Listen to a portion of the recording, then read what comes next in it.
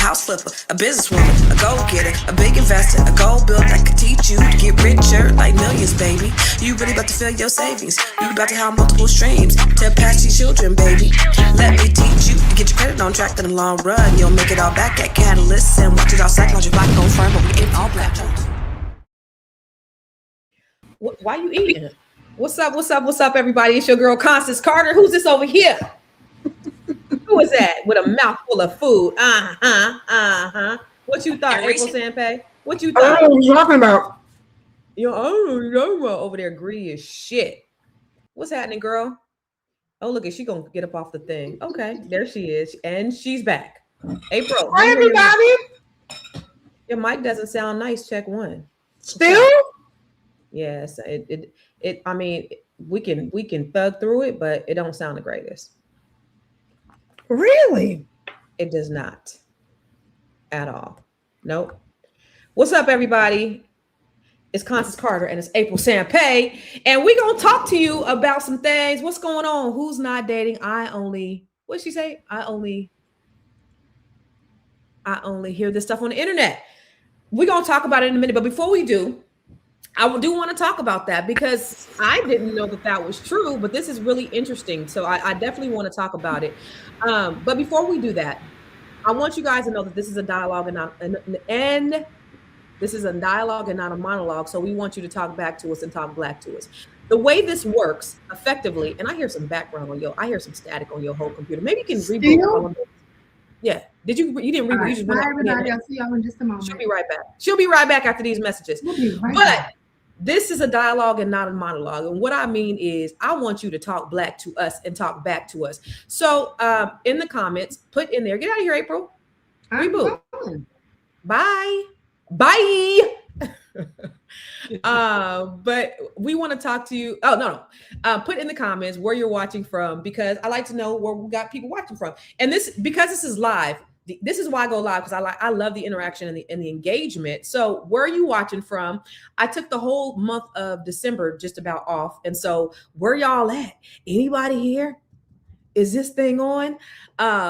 So I want to make sure that we are you're talking back to me. So where are you watching from? Because I know we have people to watch from all over the world.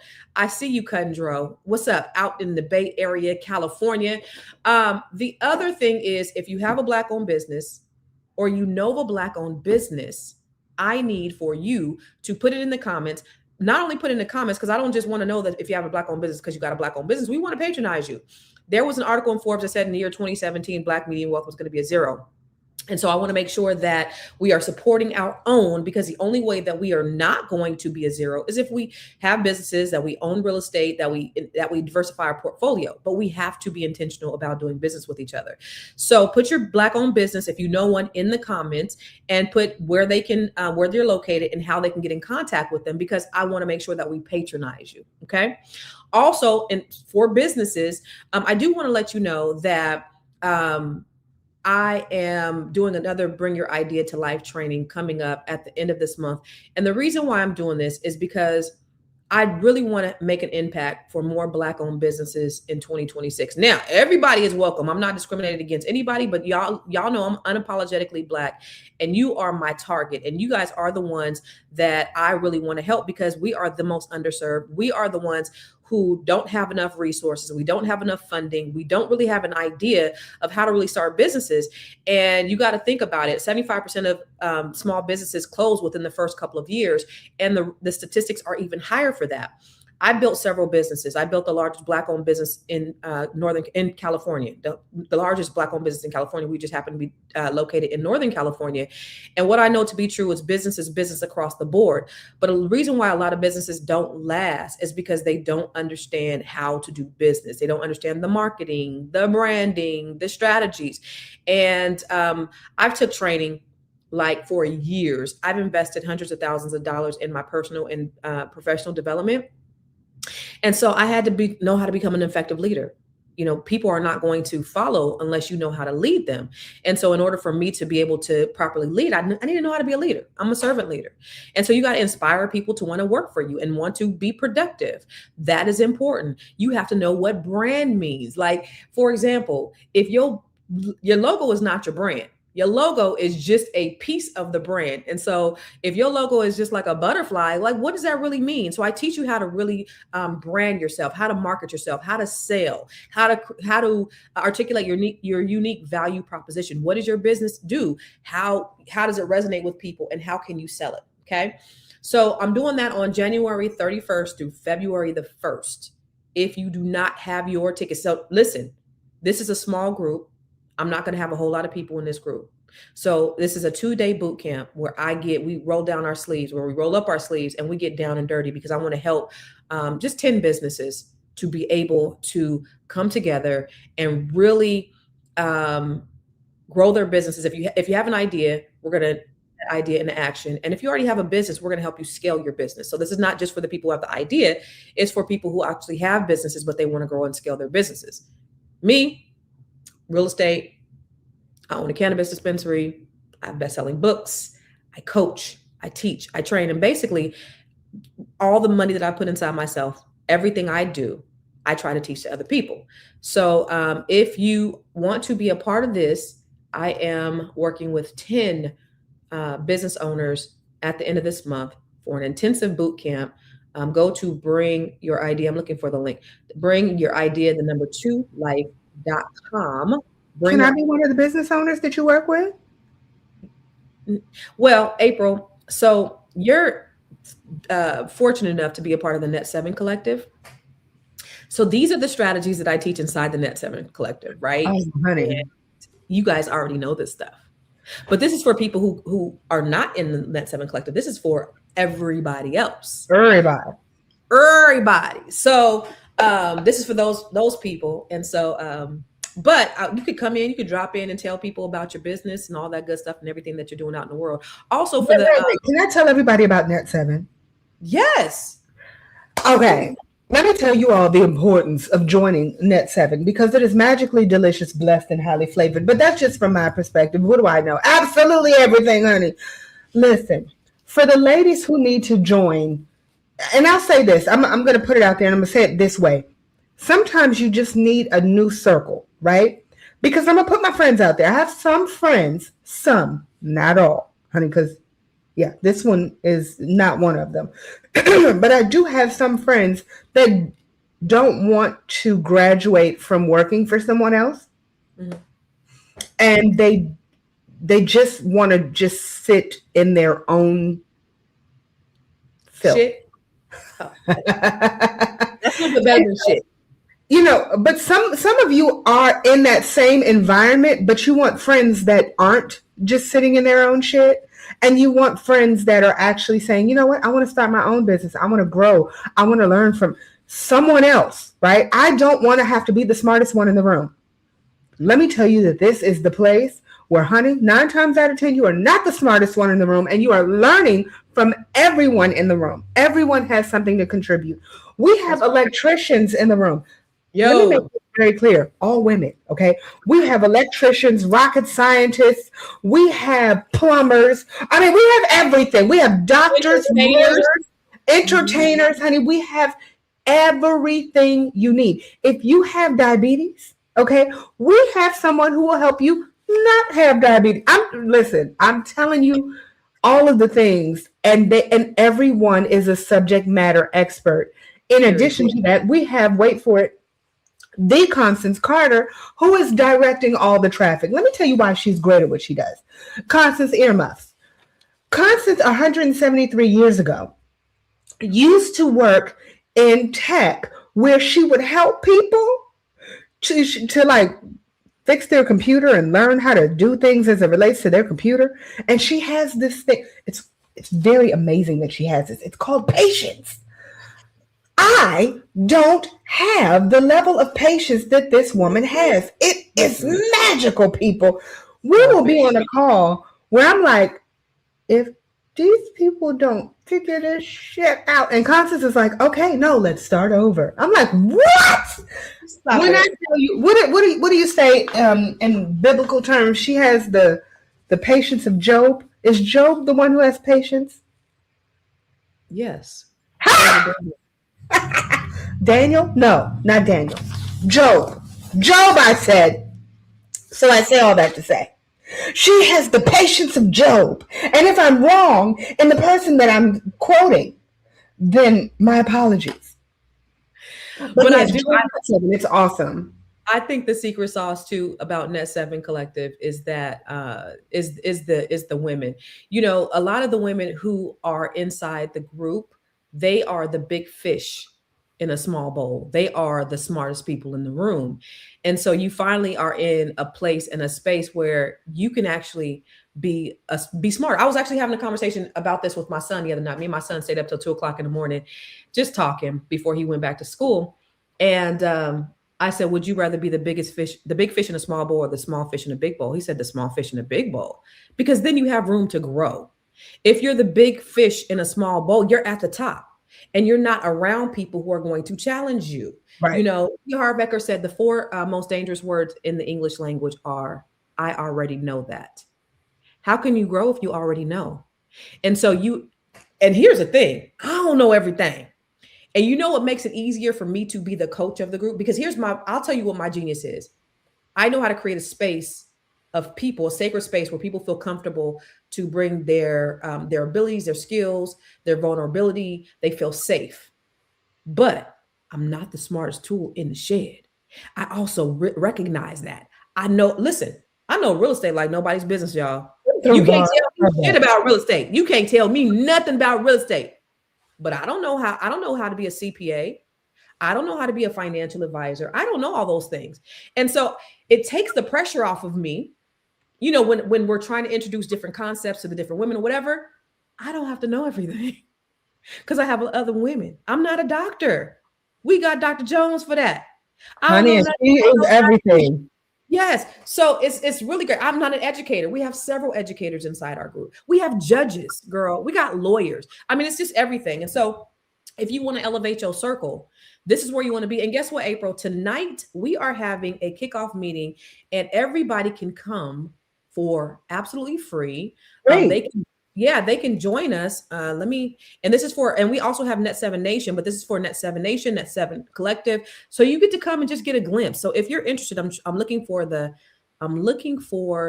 link right now. If you want to come and just get a glimpse of what it is that we do and come in here for absolutely free. Don't they say it at church? Ladies and gentlemen, the doors are open. We got 105 ladies that have already signed up to come to join our meeting tonight, girl. The doors of the church home. The doors of the church is open. We are accepting you as you are on this date. Shut up. If you're a Black woman or you know a Black woman, tell them to tap in. We'd love to have you. But April. Yes, my I darling. want to get to the subject at hand. Okay. Ooh. So I was talking to a guy. And so I want to ask you guys in the audience, for those of you in the audience, and hold on real quick. If you guys want to join the Net 7 Collective meeting tonight, register on this link right here. But April, so I want to ask people in the audience, have you noticed there's been a change or a transition in the dating activity? Has anybody noticed that there's been a change? Because what I know for me is I'm not outside really dating, and April has always encouraged me. Okay, so first of all, if you're new here, if you don't know anything about me, I was married for 132 years. So give or take. I know I look young, but I was with my ex since I was 15, and we were together for 30 years. And so I never dated. So I have this sort of arrested development on dating and relationships because it kind of stopped at 16 or 15 when I met this one person and I just knew him for 30 years. And so when I came out there and I'm like, okay, I'm trying to see what's going on, I didn't have a concept of anything in terms of like men or how they operated, how they function. And so April was like, date everybody. And I'm like, that sounds exhausting. And then April has this thing. She said, this is what you do. You go up to them. Go ahead, April. Tell them what you told me to do. You say, hi, what are you doing tonight? How about me? And I absolutely never would go up to a man and say, what are you doing tonight? How about me? In fact, I'm still learning how to make eye contact with men. Oh, show everyone how you make eye contact. Okay, you ready? Okay, you ready? Okay. Linda Clemens said you do this. She said, you see somebody. No. You see somebody. And then you look away. And then you look back again. And then you look down. And you go, and you look again. Is that how you do it, April? No. That's all I got. Is absolutely no. It's not even a thing. That's where the problem lies, Constance. Okay, I want you to show us how it's done because I can't show you because everybody has their. Oh, did we lose you? Or no, show me how it's done. You go. I can't do it because I, number one, need a person to look at. So if my husband were to walk down here, look at me. Look at the camera. Do it. Show me how to do it. No. I just did it. Hear me. It's not a thing. That's where the problem is. If you're saying this is the way that it's done every time you walk up to a guy or every time you see someone you're interested in, you go. It's going to be an absolutely not. Like creepy. It always looks creepy because that's not how it's supposed to be. It's like everybody gets their own individual eye. Everyone gets their own individual look. I don't want some man giving me the same look that he's giving somebody else. I mean, Let me tell you. So I used to travel with my two good girlfriends back in the day, and so we were all married to people for a very long time. And then Sheila, she had gotten a divorce.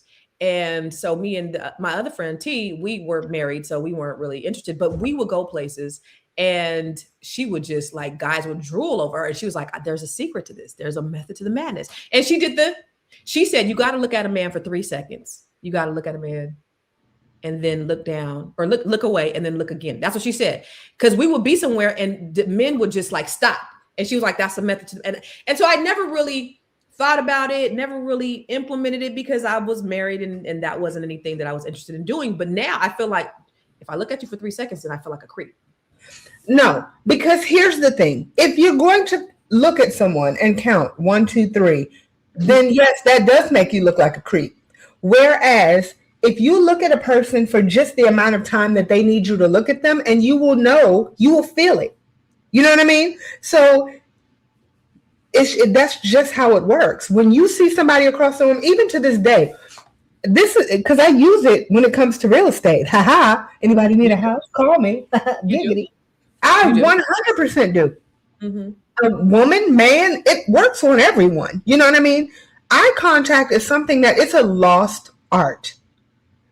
When you really think about it, if somebody grabs your eye, you're like, oh shit, like that person is looking at me. How are they looking at me? And if you're looking at them, your eyes can have a whole conversation with someone, as long as you don't break eye contact. So no, it doesn't even have to be a sexual thing or a romantic thing. Eye contact is something that if people knew how to properly make eye contact, they can get damn near anything they want. I just don't look at people. So the type of real estate agent that I have always been is I've always been a secret agent as well. Mm-hmm. So I have not been, I'm not. So I'll be on. April and I talk on FaceTime. Nothing like secret about me. See, I have my Catalyst shirt on. Boom, boom. Damn, real estate. But I'll be on FaceTime with April, and April, we'll be in the middle of a conversation, and she'll be like, "Hi, my name is April. Congratulations, I'm your new realtor." And I'm like, "Oh my God, she's so good. She's so good." So you do know how to do that. I'm me, my own business. I don't want to talk with nobody. I don't want to look at nobody. Head down. I'm doing what I'm doing. I'm an introvert. You're an extrovert. So it's like different. That's the funny part. I'm not. No. It's okay. It's okay. We don't have. No. Because when we are out, this chick right here talks to everybody, and I'd be like, "Will you shut the hell up, please? Please stop talking. Please stop talking to everybody in the room. I'd like to have a quiet night tonight." So I know you said that you're not, but you really are. It's more, and here's the funny part, and I've recently learned this. It is a defense mechanism. When it comes to, like, I can't stand awkward silence. And it's like if I just see a person, if a person looks at me and they are just like, I'm gonna be like, hey, how you doing? No, she goes in the room and she talks to everybody. Now, I do speak when I like if I'm going in the room, if I'm going, hey everybody, boom. April's like, her presence is known. I'm gonna say, hey everybody, and then I'm a sideline to the corner somewhere, and I'm gonna sit my ass down. She gonna make her way around the room. Everybody gonna know she's there, and I'm going to sit in the corner and just shut my ass up. So here's a class that I did start teaching, and I might have to go back to teaching it. And that is, in fact, become the mayor of wherever you are. And one thing that if you ask everybody, so one thing, you guys, I know you think that Constance and I have known each other for the last 50 years, and it's not true. So Constance did not know me when I lived in the DMV. Everyone who knows me from the DMV knows that I would go into a party, walk around the whole room, make sure everyone knew that I was there, and leave. Because I am an antisocial social butterfly. I don't want to be any place for too long. When it comes to my shows, after my shows, I'll walk the room and I'll leave, or I'll go in my happy place, which is typically the green room or my car. The person who introduced me to you, he told me, he seen you somewhere at an event or something like that, and he was standing next to a guy, and you went up to that guy and said, wow, you're a tall drink of water. And I said, no, I'm not a tall drink of water. No, you said that. You told this man that. No, everybody would always say to me, I'm a tall drink of water. And I would say, absolutely not. I'm a glass of champagne, honey. No, I think you told him. He said you went up to the man. No, I'm pretty sure that didn't happen. I probably walked up to the guy and asked him if he wanted to take me out, if he was cute. Maybe it was that. But you went up to the man and you spoke. That would be very accurate, yes. Yeah. So I don't shoot my shot at men. That's just something that I just won't do. I have fear of rejection, April. Oh. I'm so scared. Go up to somebody How does that make you feel? Huh? How does that make you feel? It makes me feel afraid. If I go up to, and I've never done this before, so I don't know, but if I go up to a man and I say, hi, can I have your number? And they're like, I'm married. I'd feel, oh my God, mortified.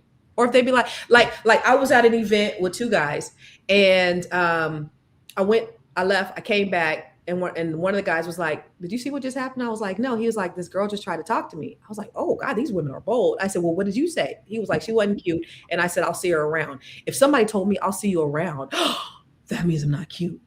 That means no. Y'all all go sit down. Look, that would mean I'm not cute. No, absolutely not. That's not the case. Well, okay, so realistically, and let's just, guys come and talk to you on a regular basis, do they not? Yes, they do. Okay, and when they do, you're not interested. Some of them you're interested in, some of them you are not. Am I correct in that?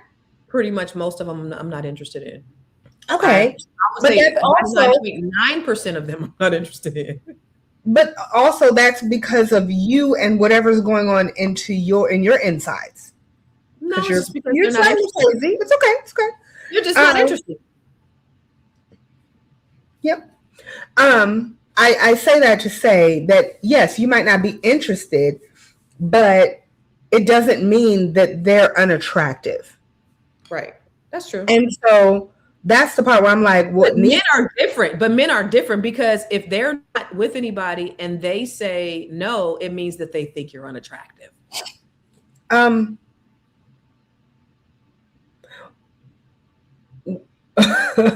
See, that's what you get. That's what you get for being paused like that.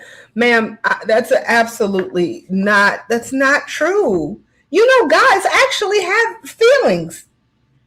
And some of them aren't attracted to everyone. You think the men just want to sleep with every single thing? Like, some guys think some beautiful women are like, they're attractive, but I wouldn't sleep with them.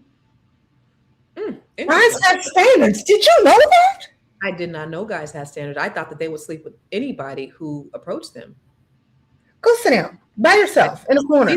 This is the reason. This is the reason why I don't know. I don't know anything about men. But here's what I will tell you. This 5 years that I've been single, and I'm so grateful to God that I didn't jump into a relationship out as soon as I got out of my marriage. Did I want to? Absolutely, because when you're with somebody for so long, you're used to being with a person and you kind of just want to be with the person. God said, no, it's time for you to sit down. And I'm grateful because in this 5 years, I really got to know myself. I really got to see what I like. I'm enjoying it. I have peace. And when you come from a world of chaos and you jump into more chaos, and it becomes normal for you. And so when you don't have chaos in your life, you're not going to tolerate chaos. You ain't going to want it. You're going to want that peace, right? So it's been really great because also I've learned about men. Again, you think about, I'm with one person for 30 years and I don't know anything about any other man. And so I got a chance to kind of study. Okay, this is how they are. This is how they respond, And so I wasn't ready because I didn't have that mindset. I didn't have that mentality. So I will say that. So my friend Jason, he called me. He texted me the other day, and he says, "What are you looking for in a man?" And I'm like, "It's for an experiment or whatever." And I'm like, "Okay, well, how do you quantify this or whatever? What are you saying?" So I called him up, and by the way, he and I talked last night for a couple of hours too. But he was like, "What are you looking for in a man?" And then I called him up and I was like, "Well, what do you mean? Are you talking about qualities? Are you talking about characteristics? Are you talking about looks? Like, what exactly are you talking about?" And what he went on to say, and this is what I found interesting, April, is that he said that when we were born, and he's a little bit older than me, he said that they, based upon when we were born, they knew how many houses to buy. They knew, how many houses to build, how many mattresses to make, how many, all this stuff, right? Because based on when you were born, the average age that you were going to purchase your home, when you were going to get married, all those things, they kind of knew. They were able to predict, and they were able, the analysis, they were able to kind of prepare for that. But today is totally different. So you have your Gen Zs, like they're not even getting married. And he also mentioned to me that in, what did he say, China and Italy, like they're on the brink of collapse because people just aren't dating, right? They're not procreating. And so then he said, but here's the thing, people aren't dating anymore either.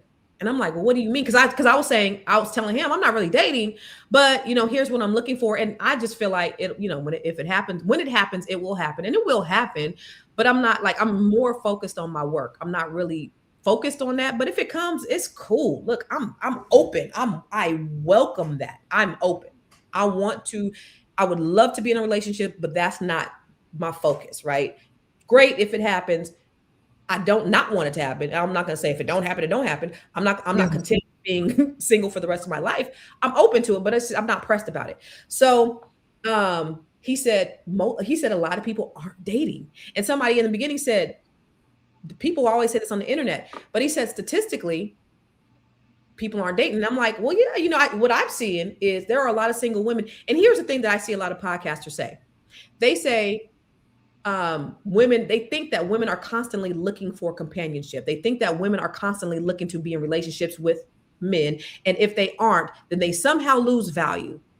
And I beg to differ, and a lot of women beg to differ. We're happy by ourselves.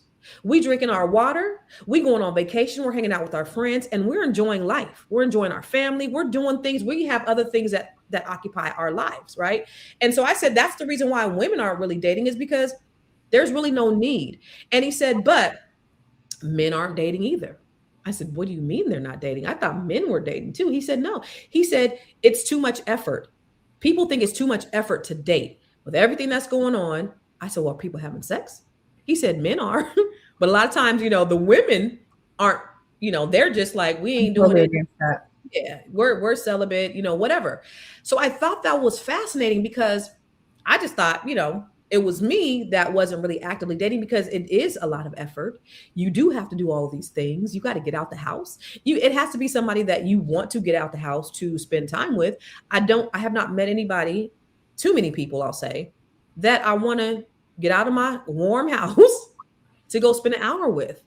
I just don't want to do it. She's like, unless I've birthed them, there's no reason for me to leave this house to hang out with any guy. I have not met anybody that I want to leave this nice warm house for. So I just thought that was interesting that he said people aren't dating, both men and women. But he said last night, he said it wasn't that they didn't desire it, it was just too much effort. And so what I want to know is that your experience? Are you guys noticing? Because what I notice is my girlfriends, the single ones at least, everybody's cool. Ain't nobody like hard up for a man. You know, it's not the thing where we gotta be with a man, and that is our self-worth That's also a man's mentality, unfortunately. And sorry to say, but a man's mentality is what is put out there the most. I know this is really not the same topic or whatever the case is, but I want to make a point. Erectile dysfunction versus menopause. Both of them happen because of some type of hormone deficiency, but yet erectile dysfunction has always been at the forefront. It's because it's what a man thinks. It's what a man needs versus what a woman needs. Do you get what I'm saying? Now that women are like saying what's put out there is about what a man's perspective. There you go, man's perspective. Thank you. So if a man thinks it, then it is. Men are like, now you got a lot of men who are walking around saying, I'm the prize, I'm the prize, I'm the prize, when that hasn't been the case. Let me tell you. So I was at Jason's house the week before last, right? So not his house. So you want to tell this story? Yes. So I'm at Jason's. He's having a Christmas party, New Year's party, whatever, after Christmas, whatever. No, before Christmas. I don't know. It was before. Before. I think it was before Christmas. Yeah. So we're over there, and we're at his, so it's only like 7 or 8 people in this room. And so we're having a spirited conversation. And Jason, he's very rich, he's very wealthy. He's talking about, men have these 53 options to women's one. He's an analyst. He's a finance guy. He's an attorney, and he's an analyst. And what he's studied and researched was that men have 53 options to a woman's one. He's like, we can go 15 years up or 15 years down. We have this, we have that. My thing is, I don't need. Hold on. Here's the part. A woman can go 15 years up or 15 years down. Here's the difference. A woman does not want to go 15 years up, and a woman doesn't want to go 15 years down. Like, right. We have the same. That's why it makes my ass itch, because we have all the same options, all of them. Women, there's a woman that I just saw recently on the social media. This bitch was 70 years old and gave life. Okay, body was bodying, face was facing, and her hair, like you could see she had gray hair, but it was like, I would like to have gray hair like her gray hair. Like, this woman was amazingly beautiful, stunning, and she was 70, right? Women nowadays are like, listen, I'm gonna take better care of myself. Life is not women over. Are living longer. Women who are single are living longer. And I'm just gonna and men who are married statistically live longer. Live longer. That's correct. The funny part is, y'all, I'm married. I love my husband. I don't plan on going anywhere. You know what I mean? So maybe I'll go first. Let's hope not. Whatever.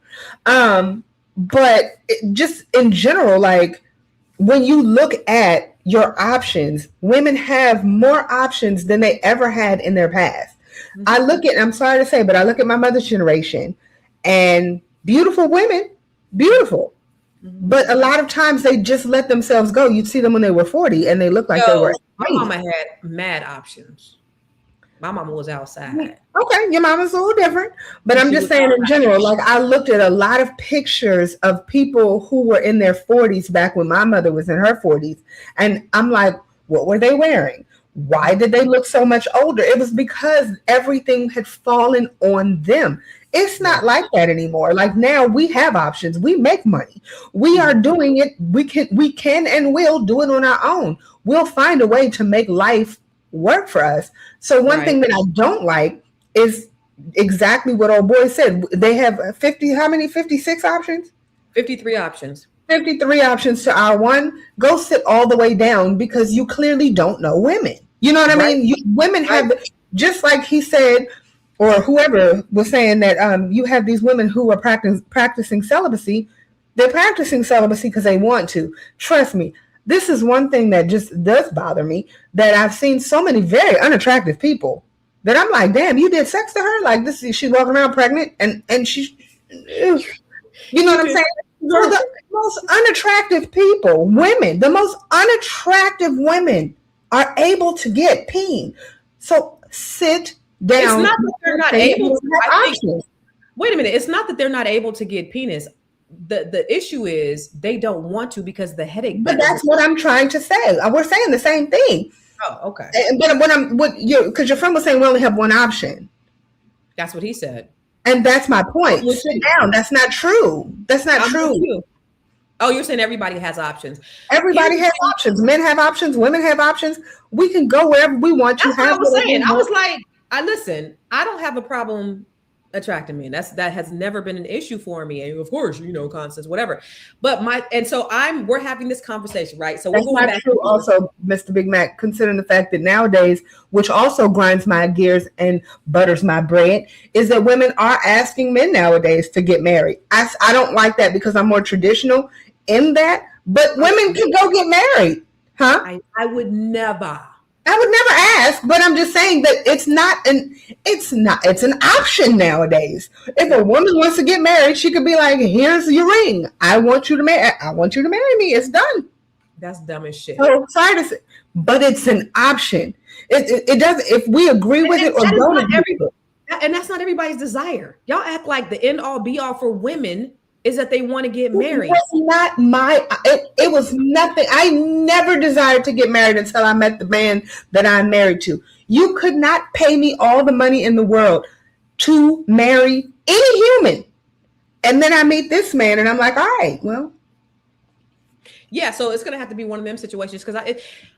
Okay, so after I got a divorce, if you would have asked me if I would have got married, what did I say? Absolutely not. No. Today, I won't say absolutely not. I'm open. I'm open. And when I would say the commitment word, I would go like that was a scary word. Like I just want a Tuesday. I don't want a commitment. So I did profess that I just wanted a Tuesday.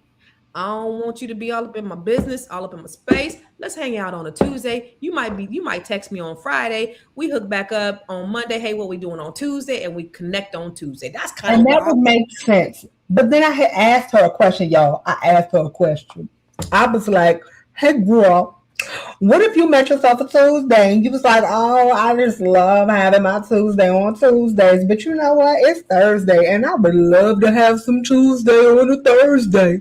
And what if he was like, oh no, honey, I'm with my Thursday. How would you feel? She's like, oh no, he's not allowed to have a Thursday. Go sit down. You can have a Tuesday all day long. We're both very busy people. And so we both sit all the way down, because if you're allowed to have a Tuesday, he's allowed to have a Tuesday, Wednesday, Thursday, Friday, Saturday, Sunday, Monday, Sunday, Monday. He can have any of the things, and you should be able to have whatever days of the week you want. He's your Tuesday, but you can also have a Thursday. I only want him, and on a Tuesday. Then that's your man, and so unfortunately, that's not how Tuesdays work. You need to date more. So let me finish my story about being at Jason's house. So we're having a spirited conversation. And my thing is, first of all, we all can get somebody. Everybody can get somebody. Like you might have, there's this whole idea of 9 women to 1 man. It might be 9 women to 1 man, but 8 of them are trash. So it's not like you really got that many options, right? And, and so for me, I feel like I'm a good woman. And I will add value to a man. And then he said something about men are the prize. And when you talk about grinding your gears, April, that makes sense. When men say I am the prize, that is the most feminine thing that I ever heard. If you think you are a prize, I was talking to Nomalanga. She lives in Botswana, and Nomalanga said that men have to pay thousands of dollars of a dowry to marry these women because they put women on a pedestal. And when I look statistically in this country, we have the biggest disparity in terms of like men versus women ratio, right? So white communities like 50-50, 50% men, 50% women. Asians slightly higher, women to man ratio, Hispanic slightly higher. But for Black people, we have the highest gap. So it's 48% men to 52% women. That's pretty big. So the woman to man ratio is really wide comparatively speaking. And then on top of that, you have mass incarceration that's affected our community. You have, homosexuality that's affected our ability to connect with men. And so then it shrinks the pool a little bit further. But you have to approach it, I think, with an abundance mindset and not a scarcity mindset. We have to think that we are valuable, that we do add value. So I'm saying this, right? We're having a spirited conversation. And one of the guys said, you're never going to get a man because here you are competing with all these men up in here. And I said, if you're a beta man, just say it. And he got offended. I'm not a beta. And his girlfriend got offended. He's not a beta man. If you think me defending women and I'm having a good time. And actually he kind of ruined, like at that point, I was just like, I'm ready to fucking go because I'm here having a glass of wine. We're having a good conversation. And he said, I'm never going to get a man because I'm competing, because I'm speaking up. And that's another thing is men don't want women to speak up. And I can never be silenced. You're not going to make me sit down in the corner and not say nothing. Now, I will say this. When I was married and we would have our couples friends and they would get together and they would all be debating, girl, I would be off somewhere in the corner. I wouldn't even be engaging. I don't do that all the time. But sometimes when I want to, I can hold my own. But I'm not the one that's going to be, because I talk on here all the time. I'm really an introvert. I don't be doing all that. But I'm having a good time. And because listen, if you're the prize, this is what I told him, then I might as well give you a tampon every 28 days because really you're a bitch if you say you're a prize. That's how I feel about anything prize. But I think that we're both the prize. I see, and that's how I see it. I think, and there are ways for a man to be a prize, but do not think that you are the prize. They do, because I have 3 choices. That angers me to my core. I'm the prize. You sit your prize-filled ass down, okay? Absolutely, you can be a prize. You can. I promise you. Every time I go to a fair, there's something that I want to win. And it's usually really, really itty bitty. And I got to pay a whole bunch of money to get it. No, honey. You are a prize, not the prize. Please sit down. I just do not subscribe to the idea that men are the prize. And I will say we're both, like, if we add value to each other, we're both the prize. But men have this feminine language around saying that they're the prize, and I think it. So I'm always revert back to white supremacy, because Black people, we have been a social experiment since the inception of this country. And so what's happened is you have, again, this disparity between men and women, and then you have the mass incarceration on top of that. You have folks killing each other. So we have more women than men. And there's a scarcity and lack versus abundance. Men operate from abundance. Women operate from scarcity. And so what happens is a lot of women settle for anything. Oh yeah, he hasn't called me in 3 days. He doesn't come home, at night. Okay. I don't want to rock the boat because I just want a man for the sake of having a man. But, men are like, hey, she don't work out, next bus in 15 minutes. And I think that's the problem. And that's the reason why they operate in this way, that they're the prize, is because they have an abundant mindset and we have a scarcity mindset. Mm-hmm. Okay. Now, one thing that you said, we were talking the other day, April, and you said you were talking about a friend and you were like, I really like this guy for her. And you were like, this guy is somebody that I think she's dating because she likes him, because she normally dates people that she don't really like. I don't like. That she doesn't like. You just said something to the fact that she dates people just to pass the time, or like she knows that they're not the one. So let me ask you guys in the audience. I don't know if I said that.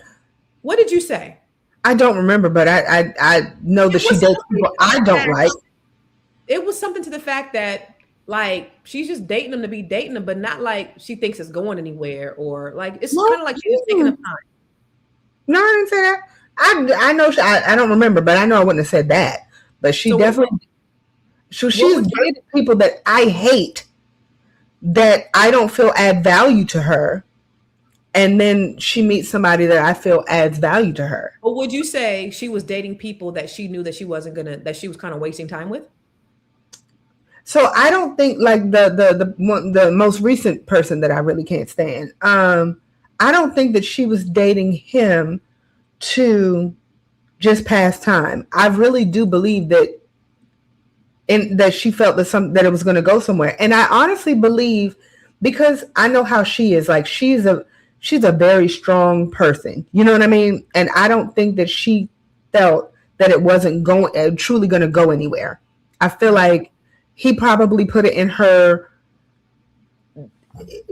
kept putting on her like I'm going to change, and things are going to change, and I'm going to be this person who's going to be here for you. Okay. That's what, So, that's okay. what I can believe. All right. That, Okay. Whatever. We don't, nobody knows her. But here's my point. And what I got from our conversation is that people, and it may not be her, April, but people are dating people that they know is not going anywhere and that they're just kind of passing the time with. There are people out there that do that. And so for me, that was also eye-opening, that people are out here just dating people. Like, and me and my daughter talk about it all the time, because I'm like, damn, they booed up. And she's like, Mom, they're settling. You know, people settle for people just to be in a relationship, right? Maybe that's the word. People settle for people to be in a relationship. And I couldn't imagine wasting my time with someone who I know that I'm not going to be with, that I feel like I'm settling for, because I feel like that they're in the way, because my person is out there. Look at it. Where I agree with you, I agree with you wholeheartedly. There's so many people who have low self-esteem. That's why I'm like, it's not her. You know what I'm saying? Like, she definitely don't have low self-esteem. But there are a lot of people that I see that I know personally, and I'm like, why are you with this person? Like, what has this person done to you and for you to make you feel like this is your forever person, or even your right now person? Mm-hmm. And that's something I just do not understand, how you can be with someone who does not add an ounce of value to your life.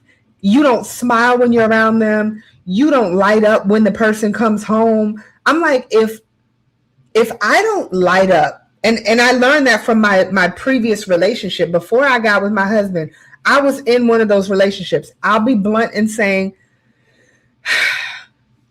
he was 100% not the right person for me. I really did for a short time. I thought I was in love with this person. But I never once lit up. I didn't get excited when he came home. When I went home and he was home, I would sit in my car for hours and just look at my phone. When we broke up, I realized how heavy that weight of him was in my life, right? And so getting with the person that I'm with now, he makes my ass itch all the time. Like, he gets on my last and final nerve. We get in arguments. When this man comes home from work, I'm like, oh my gosh, my husband's home. Let me run to the door with a level of excitement that's unmatched, because I love this man so much. And I never thought that I would experience that. So I'm like, I would never want to get in a relationship with someone unless I had that or beyond. And I don't even know what beyond would look like. You know what I'm saying? And we've been together almost 10 years and I still have those feelings. I love that for you. 100%. Beautiful thing. That's gold. That's gold. That is a blessing. It is a blessing. But what I can't stand is when people are like, my husband's here. The old ball and chain. What the hell? Why are you together? You're speaking that negativity over your relationship. And I want my relationship to be an optimal relationship. But you know what Deborah Will Win said? My piece is too valuable. That part. Being single for 5 years has shown me that I could be by myself. I know what I want. Yo, I have traveled by myself. I go to concerts by myself. I go to festivals by myself. I do self-care days by myself. And people think again, you look at these influencers online and they like, you don't really want to do that. You really want to be with a man. No, not necessarily. No, I'm okay because my piece is too valuable. Listen, I'm looking at a squirrel right now. I'm looking at the golf course right over there. Wait, are there trees? Are there trees? There are so many trees. And there are deer. And for me, that piece is like all I gotta do is go, this is beautiful. And I'm good on a piece. So if it's something chaotic that disrupts that, I don't want it. But see, me having to sit by myself for a little bit, it made me appreciate the piece even more. You know what I mean? I love cuddling too, though. I love cuddling too. But shit, because let me tell you something. I will say this. When I go to bed at night, I'll be like, oh, this is so great. I got this bed to myself. I feel so good. I just got the shower, clean, breath smell good. I felt good. When I wake up, I'll be like, shit, ain't nobody next to me. I do be like, oh, this shit is for the birds. Like in the morning, but at night, I'll be like, this is wonderful. But I want to shift gears real quick because I know you got to get up out of here. I want to get your. Can we real quick before you go? Before you change it, this part I wanted to point this out real quick. That is 100% true. What? That growing up, anytime you would see relationships, because one reason I never wanted to get married was because I never saw a healthy relationship. Yeah. Now, there are two that I can say I saw, but I didn't really see. Right. So anybody who knows me, y'all know I grew up in the DMV. My family's from Louisiana. I had an uncle and aunt, amazing relationship, and my grandparents on my dad's side, amazing relationship, right? I saw them, but I'm like, I don't know how true this is because I would only see them during the summer months or the, winter vacation. So I'm like, is this fake? Is this real? I don't know what a real, true relationship looks like. My Uncle Walter, my Nanny Joe, and my mom and papa, when I tell you those humans, those people made me think maybe there's a possibility that marriage can work or relationships can work. Other than that, I've never seen anything healthy. I've always heard people say it's all right. And they would always tell the woman, it's okay if he cheats. That doesn't mean he doesn't love you. That just means blah, blah, blah. And I'm like, I don't want that shit. You know what I mean? I'm not going to stay miserable in a relationship just because it makes you feel better. That's what we've been taught as women is that we have to make everyone else feel comfortable in our discomfort. And I don't think that is that should no longer be acceptable. And I actually would say that's one of the reasons that when it comes to what you're about to talk about, the woman has to change so much of herself just to make the congregation feel more comfortable. But go ahead, Constance. What were you about to say? Well, let's talk about it. So I was going to say something else, but since you went ahead and wrote that out, oh, I thought my bad. No, it's good. I do want to ask the folks in the audience, what do you guys think about this? Because there's this big controversy, and if you've been hiding under a rock, Jamal Bryant and his wife, Carrie, I forget. They recently went to a gala, and she wore this dress. This was a flesh color.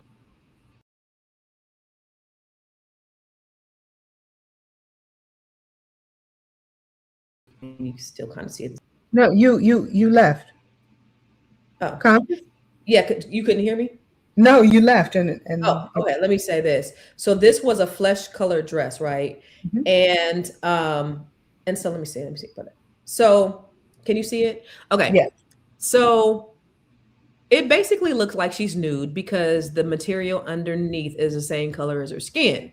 So it gives the appearance that she's nude, and the only things that are covered are her coochie and her titties. So with that, there was a lot of controversy because Jamal Bryant is a mega pastor. He has a big church. She's the first lady. And he came out. Oh, I wish we had the sermon. he came out and said, he addressed, he was actually even on Tamron Hall. They addressed this whole idea of this dress and not being a big deal. And he's talking about out of shape pastors over here talking about his wife. And then there was a pastor, I don't know where he was from, but he said that she looked like a $2 whore.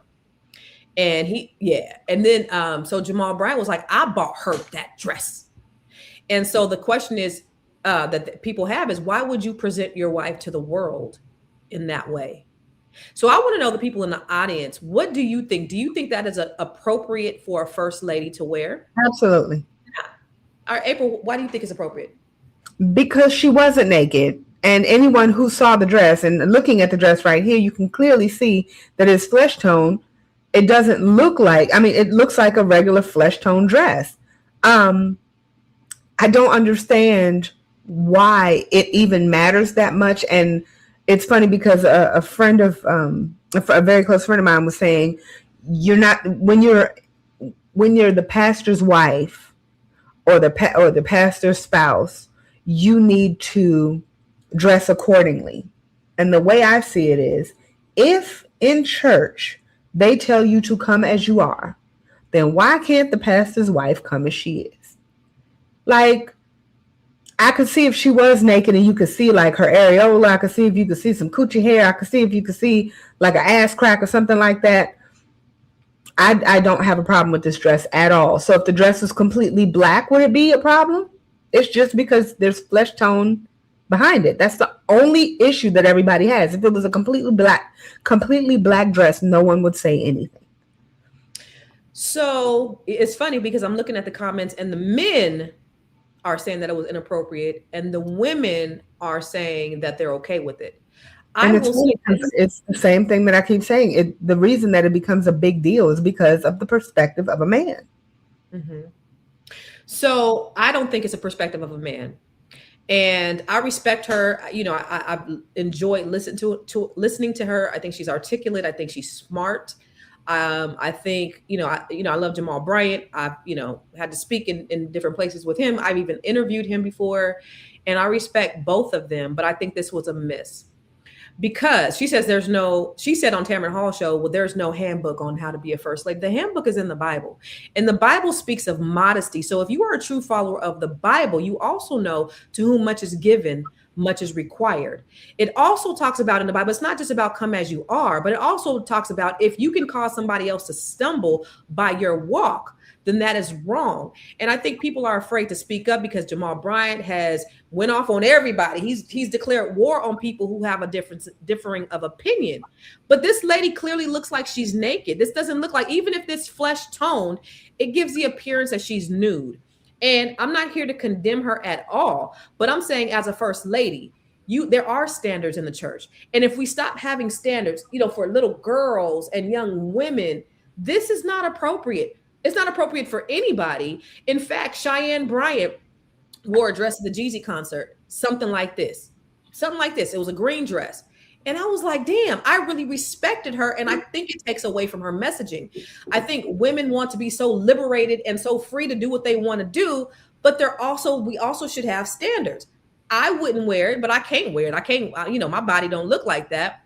But I just think that there's just a level of dignity that we have to have. I'm somebody's mama. You know what I'm saying? I'm not going to dress like that. Young girls look up to me. I'm not going to dress like that. I'm not going to be totally modest. Now, I do have a very curvaceous shape. I have a big ass, and I do wear clothes that are fitting, which may be construed as, a little, provocative sometimes because, people looking at all of that because I do have all of that. But, I can't help it. You're not going to see my titties hanging out. You ain't going to see my coochie hanging out. And I think that's the difference. So I don't think it's appropriate as a woman of God, as anybody in the church, nobody that proclaim that they are people of God, and especially people in ministry, should be wearing anything like that. Yeah, I don't have an issue with it. Let's go to the comments. But you have to go all the way up because the comments have changed from it's not a big deal to I don't see the issue to I have an issue. So go all the way up. Oh, let me see. So Deborah Woodwin said, Wait, "I go love." back to my ableism. Wait, let's go back to the ableism. Exactly. Toxicity makes my booty itch, in the words of ableism. Nothing wrong with the dress. The fact that she wore it, period. I love the dress. Blasphemy. Dr. Carrie rocked it. She looks like a black Barbie. She Dr. does. Paul is a fashionista. The pastor was, well, okay. That's not becoming of leaders at the church. Very inappropriate. She's gorgeous and looks gorgeous. They just mad that they can't do it. They're more mad about her shape than anything. Okay. Please, people have worn ugly and less clothing and have been praised for it. Ugly clothing is different than revealing clothing to me. That's totally different. I'm saying that, but there've been less clothing. You also have to add the less clothing.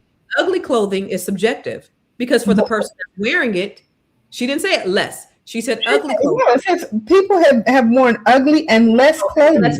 Okay. And I have seen that. Wait.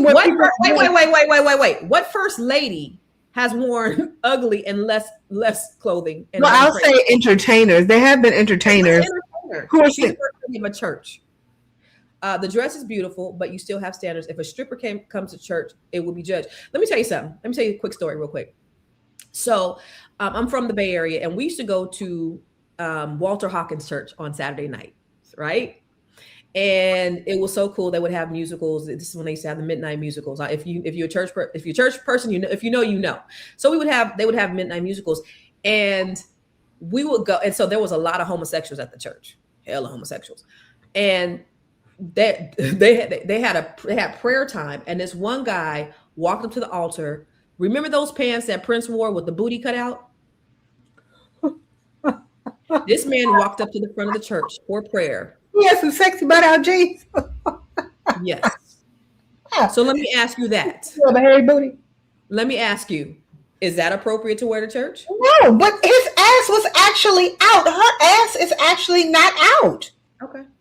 I'm just saying, like, where that would, if this was an actual see-through dress and that was completely mesh and lace, yes, I would have an issue with it. I would. Okay. But if it was a completely black dress, would anyone have an issue with it? It's because of where your mind goes. And that's where the problem lies. The problem lies in your mind, not hers. If it was a completely black dress, nobody would say anything. Exactly. Because it wouldn't look, it's the appearance. Big Mac said it's the optics.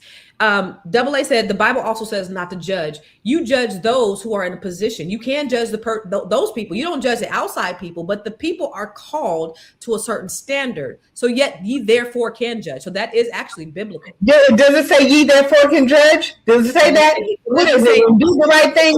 Exactly. Those who are called and who are inside and are people of God, they should be judged. Absolutely. Somebody pull up the scripture for me. Somebody pull up a scripture and quote it. That was in Do the Right Thing 1-2. If it was totally black, we would not have this conversation. It's how it's gathered at her lower private area that causes concern. It looks like her panties. Yeah. My first lady says, I'm not your average first lady. Okay. Mary have been covered, but you saw their curves and the people tore them up. True that. In the Bible, it says dress modestly. It does. Where does it say that in the Bible? Show me the Bible verse. It talks about it. Beautiful dress, not appropriate for a first lady at a UNCF gala. Maybe wear it somewhere more private. She also has a ministry guiding women. Yeah, man. That's what I think. Why are folks so upset? I'm not upset. It's just my opinion.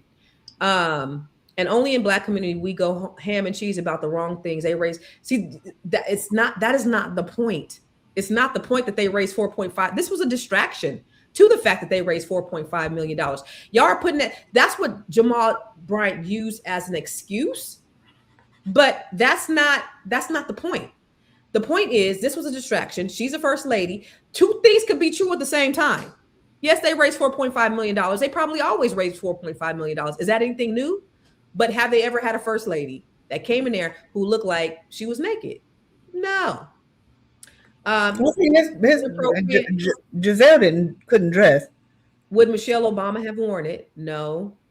They did that same thing to Erica Campbell. It really depends on what what her standards are and how she's choosing to integrate biblical principles and who she is as an individual. Different generations do different things, but the Bible hasn't changed. It was her body because she was in a white dress. Too many people make excuses for nonsense. As long as it's women doing it, it's what it is. Yes, April, she was not at a church. She still represents the church. I have a few pieces like her dress, and I've worn it to church. You're wearing flesh colored dresses to church? You ain't got no man yet, girl. Deborah, you ain't got no man yet? Shit. You doing the wrong thing. And only the women in the church was cheering. The men were sitting down quiet. Probably. I agree. Off topic, knowing king of AI is Bible. What? I don't even know what you're talking about. A lot of these gospel or Christian entertainers are wearing clothes to write and revealing too much cleavage. They're not a rapper or stripper, should be more modest. The scripture "come as you are" is often taken out of context. It was a gala. They raised $4.5 million. What about that? I can't believe we're debating this. Not Prince attire showing the booty. Yeah, man. So, I mean, again, that's, these are our personal opinions, and I don't agree with it, but I'm not condemning the woman. Again, it doesn't take anything away from her intellect. No. Does it take something away from her ministry? I think it does. I think it does. And, I always have the saying, church Negroes be the worst Negroes. It's like, just seeing behind the black curtain, because I've been in church my whole life, and seeing behind the black curtain and being around all that stuff, that people are just people. And I don't necessarily agree with all things of the church, but I do believe if you're going to represent a thing and the thing says a thing, then you should represent that thing. I don't claim to represent the church. So if I want to wear that dress with all my rolls hanging out, I can do it because I'm not a first lady. But if a first lady, I think there's just a different set of standards for people who call themselves first ladies, or people even who have ministry. You don't even have to be a first lady, but if you are in ministry and you are, guiding somebody, like, here's the thing. We have Net 7 Collective, right, April? And so before we start our meetings, I take me pouring into them so seriously. So before I start the meetings, I'll have, for 30 minutes before that, I'll have prayed, I'll have meditated, I'll get myself in the zone so that I could pour into people. Because I take what I say to these women so seriously. I take that and I need them to be able to receive it. And I think that with her position, it messes up, maybe not for all people, but for some people. And the Bible says if you cause one to stray, you know what I'm saying? Jesus left 99 sheep and he went after the one. And so if you're causing people to stray away by your actions, then that's a problem. It's not about judging, but it's about how that affects other people, especially if you're in a position of authority and leadership. That's what I believe. I'm gonna let you in that one. That's all I got. Okay. I think that someone, I don't remember who, but someone said that if it was someone else, a young woman walking in, pretty much half dressed, older women would have something to say about it, something like that. They do. Well, I was about to say, I'm that person. Hi, guilty, right? But that's if you physically walk in naked. I see people naked all the time, everywhere, in places that, and I'm gonna be blunt. You ain't stepped your ass in the church in 30 years because I'm talking about just places. I was gonna say the church will burn up as soon as your ass came in. That is not true. I've been in the church once. I tried to sell one not too long ago. No, I knew God knew what he was doing when it came to me and like my size, right? Because if I had the banging body that I had back in the day, like, because you know how for some reason you don't believe that your body was as nice as it was until you get much older, and you're like, what the heck? What was I thinking? I thought I was so fat back in the day. No, I'm fat now. Anyway, I digress. If I could have that body, I would be walking around with pasties and dental floss. Y'all would be like, me. And that will be totally okay because you are not a first lady. But if I was the first lady, pasties and dental floss, it is what it is, because if I love my body, I love my body. But I look at, to the young lady's point or the person's point, Yes, I do. As times where I'll see someone who's wearing something that they really shouldn't wear, that doesn't go with their body type, that makes everyone, you can't focus on anything else but the fact that I see all your jelly rolls from top to bottom, left to right, up to down. I don't want to see all your I booty don't meat. got nothing to do with that, April. You talking out the side That's of your what she neck. just said. No, Oh, but what the point at hand. I'm saying that I would be that person to say something. That's my point. I would be the person to say something. If you're dressing for your body type, if you're dressing where I don't see your actual booty meat, which I didn't see for her, if I'm seeing, if I'm not uncomfortable, if what she has on doesn't make the world uncomfortable, but to the that made everybody uncomfortable, which I don't understand why. She wasn't naked. If it was a plain black dress, it would not make a difference. But it So, wasn't a plain black dress because it gave the illusion. It gave the illusion that she and she was that naked. just shows, that goes to show that And no, no, everybody's no, not man. not pimping because Y'all nobody can knew. Hold on, nobody knew that it was flesh tone until she said it. She had I to know it's tell flesh us. tone. You can look at it and tell that that's I not didn't. flesh tone. I didn't. I didn't know it Have was you flesh tone ever until she seen said it. flesh tone dresses? No, I have, but I'm saying I thought that she was naked until she said it was flesh tone. It gives the illusion for your common people like me because I didn't know it was flesh tone until she said it was a flesh tone dress. I did not know it, and most people don't know it. That looked like she naked. It looked like she got something covering her coochie. It looked like she may have some pads over her titties, but it looks like everything else. Like them thighs is showing, that stomach is showing. That is all up the same color as her skin. So I didn't know. It gives the illusion, the appearance that she's naked. We'll go with Absolutely. that. Well, in Absolutely. conclusion, ladies and gentlemen, this evening again, Net Seven is having an event. Gentlemen, send your ladies. Ladies, send yourselves. This is something that is able to. It's life changing. Period. It's life changing. Just we'll leave it at that. My final words: if you need a house, make sure you call me. Uh, look, How do if you need a house, go to aprilfosterproperties.com. That's aprilfosterproperties.com. And as it relates to Constance Carter, if you don't need a home, if you need a mortgage, how do they get to you, Constance Carter? go to constancecarter.com. Go to Or you can send me an constancecarter.com. email at constance@constancecarter.com. But listen, this year, I will say this, April. I'm gonna be transparent real quick. So in 2022, when I was going through my divorce, and I just abruptly dropped everything and moved to the DMV, I put everything to the side. I transitioned my business and I took a 2-year hiatus. Right. I took a 2-year hiatus. I was like, I don't want to do real estate no more.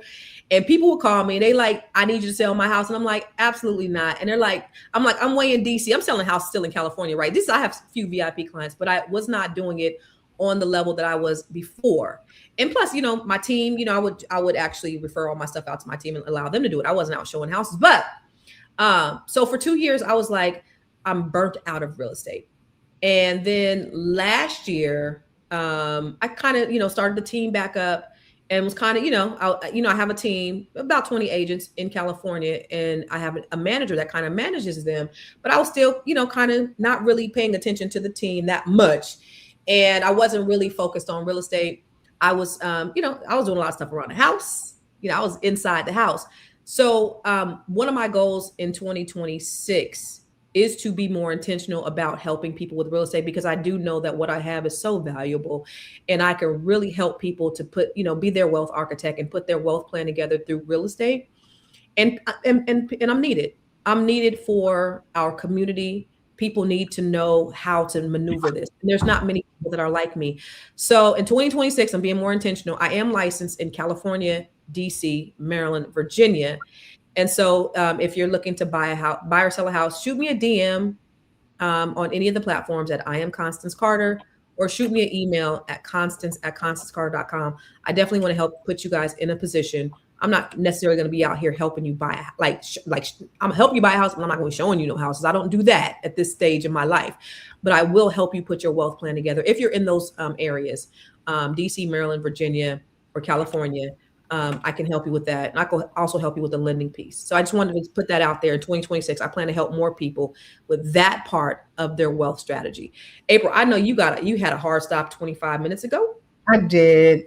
Yeah. But I just sent our email addresses out. So make sure you guys you can hit us both up. We will make sure that you all are well taken care of in every way, shape, and form in every city, state, every city and state in the U.S.